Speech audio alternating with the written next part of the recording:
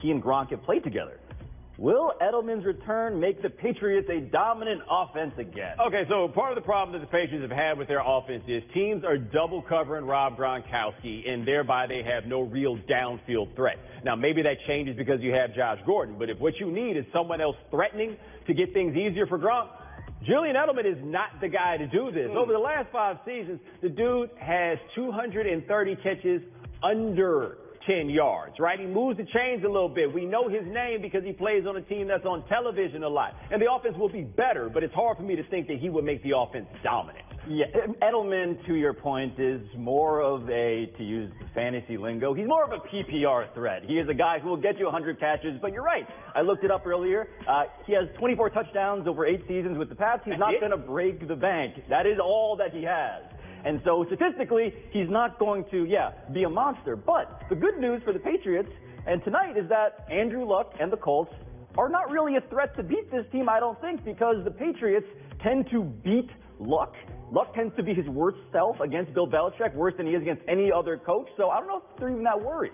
Now, Luck was very good last week in a game that they found a way to lose, but he was very good in that one. But the thing to me with the Patriots is, as we watch them, it matters, yes, whether or not they win these games, right? Every game matters. There are only but so many of them. But in the way that we watch them and we evaluate them, we're looking at this as the time of year when the Patriots start figuring out what it is that they're going to do and where it goes forward. What we don't know is just how good can this offense be? Is there a ceiling on where this offense is? Because they do not have a dominant defense. So with Edelman back, that's like the last excuse, right? You can say, well, we got this, we got that. All right, you got your guy back that you say is so important to your offense. Now what are you going to look like when you have him? Right, and if you're a Patriots fan, Bo, let me ask you this. Josh Gordon is still on this team. He played last week.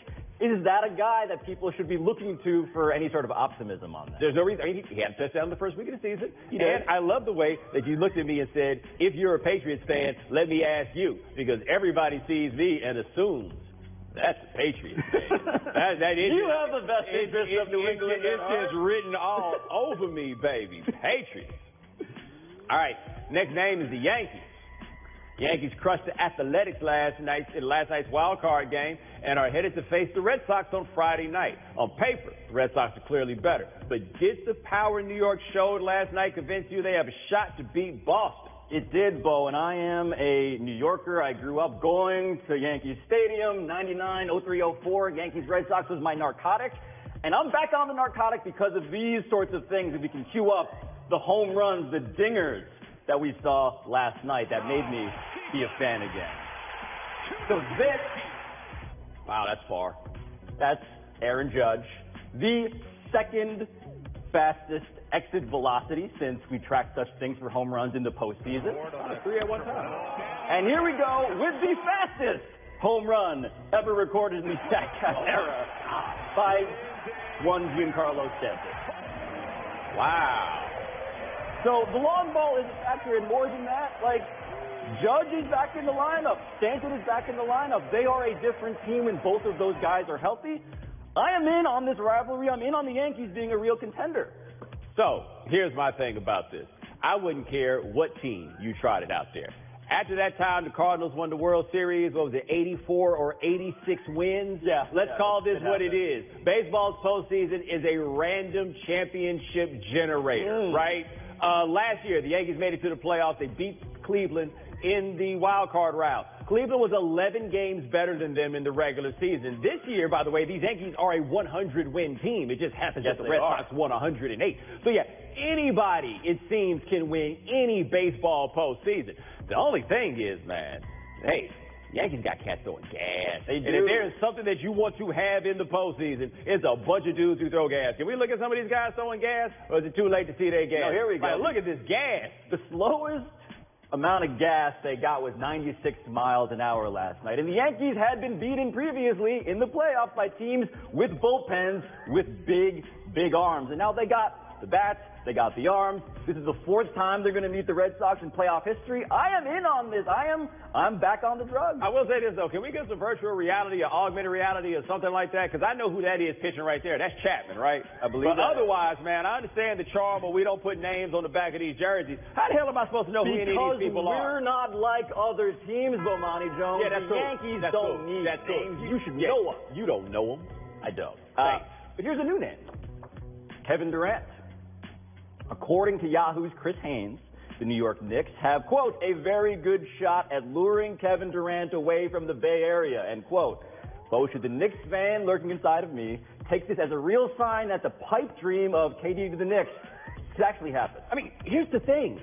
I don't think it's a pipe dream, right? Like, we've heard this enough from enough people that we trust, and we've been hearing it now since July, that this is what the move is going to be at the end of the season. Just like we heard around the All-Star break when he was the last season with the Thunder, that he might wind up going to the Warriors. LeBron, by the way, somehow manages to keep these secrets. Kevin Durant, we all know his business at every turn on this. No, I think there's a real possibility that he winds up coming to play for the Knicks. Yes. And the difference between LeBron and KD is not to be underestimated. You bring it up. If Kevin Durant held his version of the decision this summer, next summer, we'd all kind of guess very strongly at the outcome, and I think we'd be right. I've said this before on this show. This is the worst kept secret in the league, that Scott Perry, the GM of the Knicks, was an executive with the Supersonics when they drafted KD.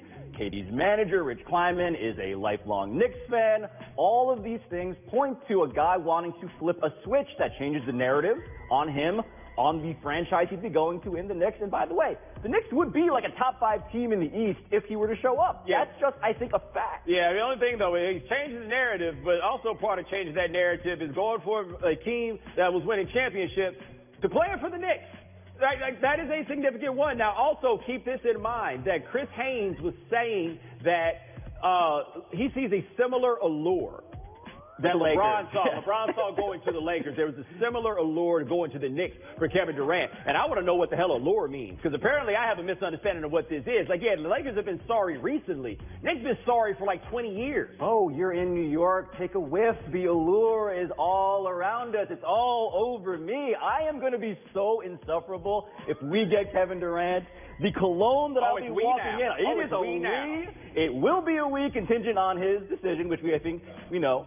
But, yeah, man, they're going to be legitimately good, and I think Porzingis is going to be back finally. Wait till he gets his first taste of New York media. He ain't built for this. No burners. We all know he's not built for this. Kevin, no burners. All right. Next name, Le'Veon Bell. Bell plans to play October 28th against the Browns. Steelers offensive lineman Marcus Gilbert seems excited, but also a little reserved. There we go. I wish we could have him back today. Why is he taking so long? Yeah. Why wouldn't he come back here and be around the guys and see us in the eye? We're all waiting for him. It's not like he's talking about a deadbeat dad. Pablo, do you sense guys like Marcus Gilbert are holding a grudge against Le'Veon Bell? Why don't he want me, man? That is exactly what's happening here. They want to know that their coworker, who they know in their heart of hearts, is so much more valuable than they are. They just want to know that he thinks of them, that he'll look them in the eye, that they will address them as something at least pretending to be equals. They know that when Le'Veon Bell comes back, that they're going to be a way better team. They just want to feel better about themselves in the process. Yeah, he'll address them when he gets back there if they're hanging out during the bye week, because he is going to clock in for that week where there is no work, right? Like, that is going to happen. Now, we had other guys that were just like, I'm not even thinking about it until he gets here, which is probably the best approach that they could have. But I'll never forget this, man. Ramon Foster and those cats, I think Ramon Foster's the one that said that we're the ones that made this happen for him, right? Talking about the offensive line. We're the ones who did that. Fellas, what are y'all doing for James Conner, right? Because it seems that everybody's looked around and realized, you know what, maybe this Le'Veon Bell guy matters a whole lot. And anybody that thinks there's